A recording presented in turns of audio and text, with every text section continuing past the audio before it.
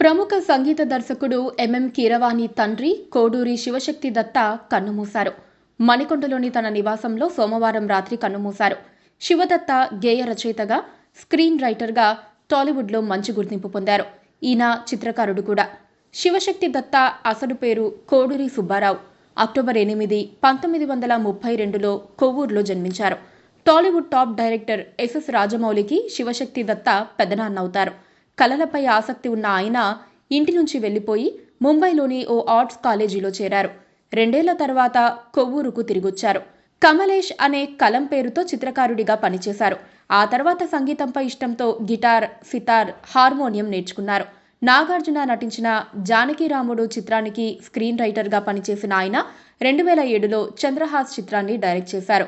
గేయ రచయితగా టాలీవుడ్కి ఎన్నో హిట్ సాంగ్స్ ఇచ్చారు.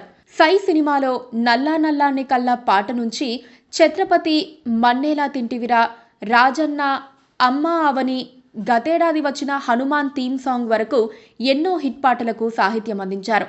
బాహుబలి 1 మమతల తల్లి, దీవరా, బాహుబలి 2 సాహోరే బాహుబలి, ఎన్టీఆర్ కథానాయకుడు కథానాయక, RRR రామం రాఘవం, హనుమాన్, అంజనాద్రి థీమ్ పాటలను ఆయనే రాశారు. శివశక్తి దత్తాకు 3 సంతానం. కీరవాణి, కళ్యాణి మాలిక్, శివశ్రీ కంచి. ఆయనకు ఒక అన్న, అక్క, 4 తమ్ముళ్ళు ఉన్నారు. సినీ రచయిత విజయేంద్ర ప్రసాద్ ఆయన తమ్ముడు.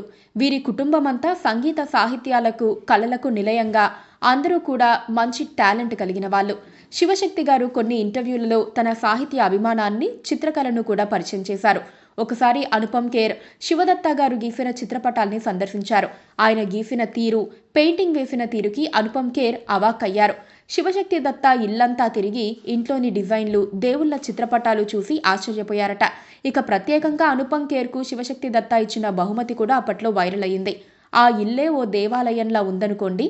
దేవదేవుళ్లను గీసి ఇంట్లో చిత్రపటాలను పెట్టుకున్నారు. ఆయనే స్వయంగా శివాజీ మహారాజు బొమ్మను కూడా వేసి ఇంట్లో పెట్టుకున్నారు అంటూ శివశక్తి దత్త గురించి అనుపమ్ ఖేర్ వేసిన పోస్ట్ అప్పట్లో అందరినీ ఆకట్టుకుంది.